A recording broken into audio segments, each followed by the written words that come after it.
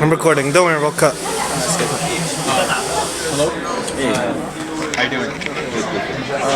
Our topic today is immigration, Syrian immigration into Jordan. Our first question is, what is general view on Syrian immigration in Jordan? Okay, the general view, I guess, by most of the public is they feel very sad about the tragedy of what's happening to Syrian refugees. As you know, Angelina Jolie, the famous movie actress, came to Jordan and she visited the refugees in Zaatari camp. A lot of the journalists that come here to Jordan, they visit Zaatari camp as well. Our hearts, everyone around the world, their hearts go out for the Syrian refugees. The problem that's being faced by the Jordanian government, as always, is having enough funds to be able to take care of the refugees. If we look at the refugees that came into Jordan, we've got Iraqi refugees, Palestinian refugees, we got Syrian refugees, we even got Libyan refugees. All the refugees come here to Jordan. It's the hub of the Middle East. And this has a detrimental effect on the economy of Jordan. Very extraneous effect. I mean, I remember many Jordanians telling me, the majority of Jordanians told me that before the war in Iraq, before the influx of Iraqi refugees, the price of gas was very low. The cost of living here in Jordan was very low. But after the fall of Saddam Hussein, the influx or diaspora of Iraqi refugees here, and then we have Syrian refugees and whatnot, it's very hard for Jordan to maintain a very big heart in accepting all of the refugees while simultaneously maintaining the stability of its economy. It's huge. It's a big problem. And of course, on the lower strata of socioeconomic society, the poor people, they become jealous. Why is this Iraqi refugee taking my job? Why is this Syrian refugee taking my job? I'm Jordanian. You know, it's the same in every country. When you see foreigners or foreign population coming into your country and they're taking jobs and they're working here, it's like, I'm a citizen of this country, where are my benefits? And this is a constant conflict, in my opinion, with Jordanians on the lower strata of the socioeconomic status. On the higher strata, with the politicians, they are really concerned about the Palestinian population. And the reason being is, for example, in negotiations between Israel and the Jordanian government has always stressed the right of return for Palestinian refugees into a second state of Palestine, or the original pristine state of Palestine. Because now it's becoming clear that the Palestinian population within Jordan is becoming the majority. And this, of course, upsets the Jordanian population. So the politicians in the Jordanian parliament are always constantly emphasizing that we need to keep a balance between Palestinian and Jordanian population. We don't need more Palestinian refugees. In regards to Syria, it would probably be my opinion that the Jordanian government wants the conflict to end quickly in Syria so that the Syrian refugees can return. However, the Jordanian government is making very good proper preparations for the Syrian refugees to stay and continue through the process that Palestinian refugees did. And you could see that similar process in places like Mukhayyam Baka, Camp Baka, Mukhayyam Gaza, Camp Gaza. Initially, they started as tents. When there was the Palestinian diaspora, this city started as tents. And their infrastructure was very low. They heavily depended on UNRWA and the United Nations. And then slowly these small camps developed into buildings, developed into streets, developed into businesses. And this is a unique process that every single refugee camp goes through. And I predict you will see the same with Zaatari, the Syrian refugee camp. You will see the same with a lot of other Syrian refugee camps. They will go through the process, the same process that Palestinians went through. The general opinion, the general view is, we feel really we feel a lot of pain. We feel a lot of sadness for the Syrian refugees because they've been kicked out of their homes. They're coming to a new country, and they're going through the similar experience that Palestinian refugees went through. And honestly, the Palestinian refugees could teach the Syrian refugees a lot of lessons about what they went through so that the Syrian refugees will know what to expect in the future. But we would like for all the refugees in Jordan to return one day. We all hope for that. but also simultaneously we're preparing for the Long haul. for the long run in case they do stay here. They take citizenship here. So you stated that the main concern for Jordanian politicians is that they want to make sure that the crisis in Syria ends as quickly as possible. But do you think that the current Jordanian war with ISIS, do you think that will lead to a longer conflict in Syria, or will it help shorten the Syrian conflict? Every time Jordan speaks with Israel about the Palestinian conflict, they emphasize a few things. What's primary in the Jordanian interest is Al-Aqsa and Al-Quds, having some kind of supervision over the holy place of Muslims. That is primary for Jordanians because Jordanians are mostly Muslims. So they are mostly concerned about Al-Quds and Al-Aqsa.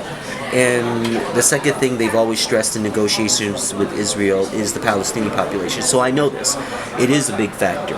Because when I read about the negotiations between the Jordanian government and Israel, that is a primary emphasis that the Jordanian government always emphasizes is we need to keep the Palestinian diaspora down, no more Palestinian refugees in Jordan, and also who's going to have supervision or control over Al-Quds and Al-Aqsa, because those are Muslim spots, especially Al-Quds.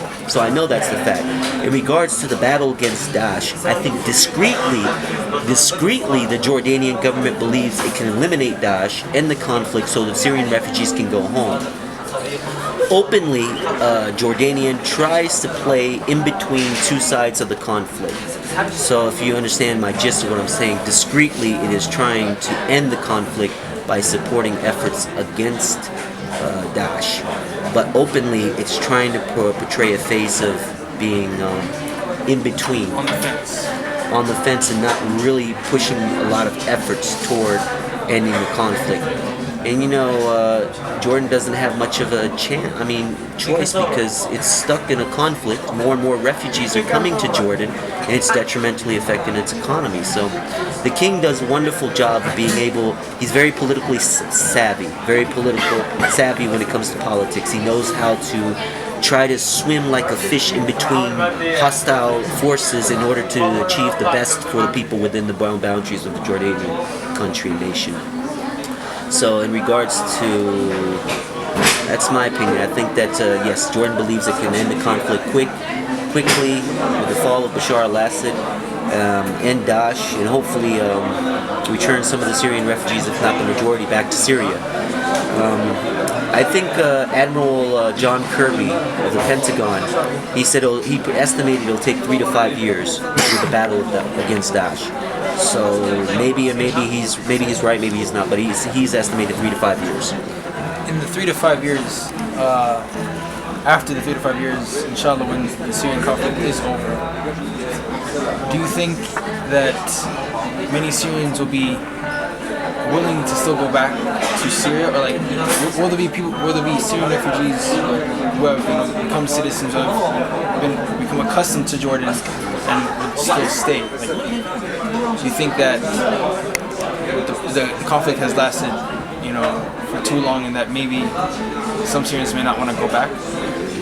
I think that some of the Syrians will remain, a small proportion, but the majority will go back. I've met and spoke and interviewed many Syrian refugees, and of course, I think maybe you can understand they want to go back to their country. Of course. If given that choice and it's a safe environment, yes, they will go back, but a small proportion will stay. I think they're accustomed to being here, and they have interest which will provoke them to stay here longer. So a small proportion will stay. Thank you, sir. Is there any ending comments you want to... Is that all the questions? I thought you had more. Well, you sort of answered the other ones.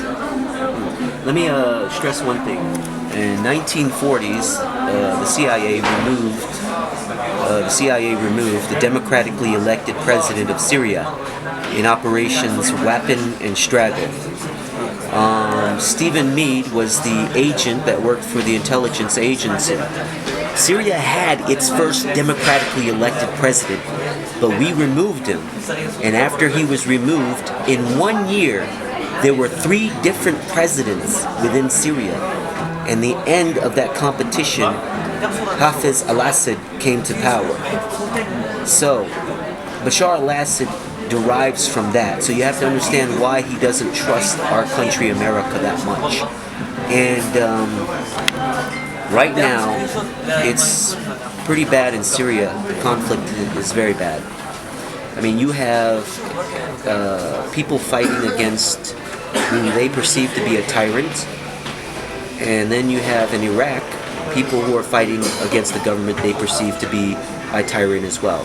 The U.S. is giving money and weapons to Sunnis to kill Shia in Syria, money and weapons to Shia in Iraq to kill Sunnis in Iraq. This is divide and conquer when we look at the total, when we look at it from an outside perspective. I would say about within the intelligence agency, within the U.S. government, I would say 80% are running on the lines of national defense is the most important thing.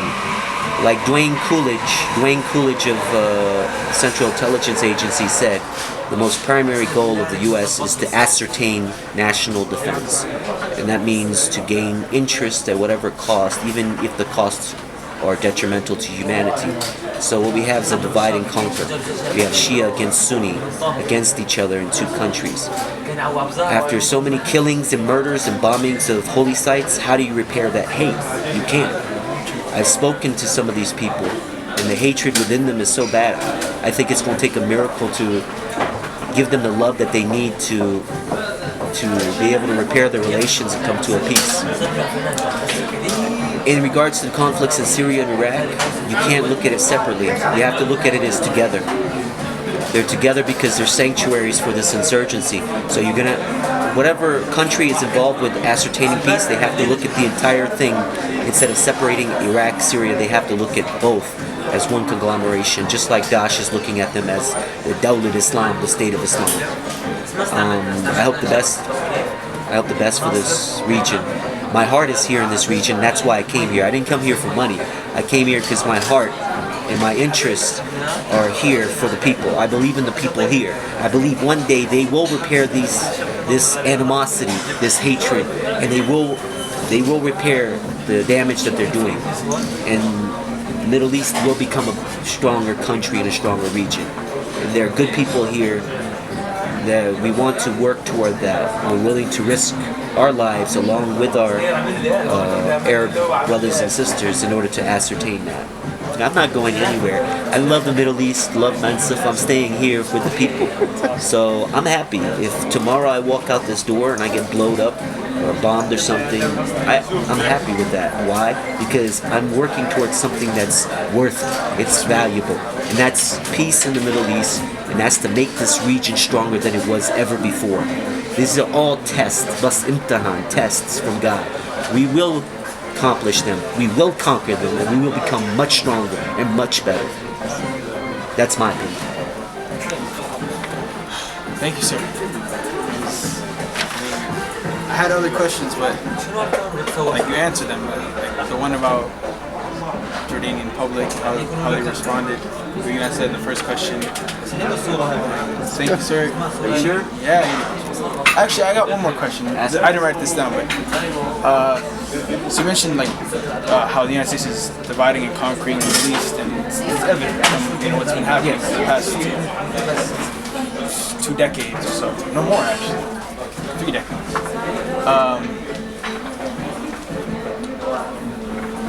What do you think Jordan's part will be, in the future conflicts in this region? Like, do you think Jordan will take? I mean, we see as time progresses that Jordan's been taking a much more front stage position in the conflicts. Do you think that will increase with time? Like, what do you think America is going to try to do to Jordan? I think Jordan doesn't have a choice. Look at every Arab leader that stood up against the U.S. What's happened to them? Jordan doesn't have a choice. Jordan is going to have to do what it has to do to survive.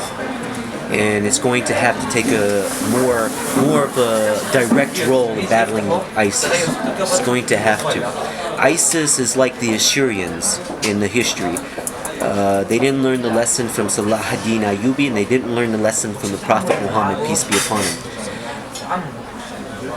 You can command people by fear, and you can command people by respect. ISIS's problem is they don't understand the balance between fear and respect. They run on fear, and when you run on fear, you rise quickly and you fall quickly, just like the Assyrians. The greats, like the Prophet Muhammad, peace be upon him, and Salah ad-Din Ayyubi, they showed compassion to their enemies. They showed morality in front of the people that looked at them. That's why they're great today. I think Jordan has the possibility of fulfilling the same roles as Salah ad-Din Ayyubi and Prophet Muhammad, peace be upon him, by balancing that fear and respect. Jordan doesn't have much of a choice. Its borders are being surrounded by Daesh. Daesh has made several incursions into Jordan and tried to militarily cross into Jordan. And you know the situation in Muaz Kasasbe. It's becoming inevitable. Jordan will have to play more of a direct conflict and more direct role in the fight against ISIS, in my opinion. Thank you, sir. That's all the questions I have for today. A lot of us. And make sure to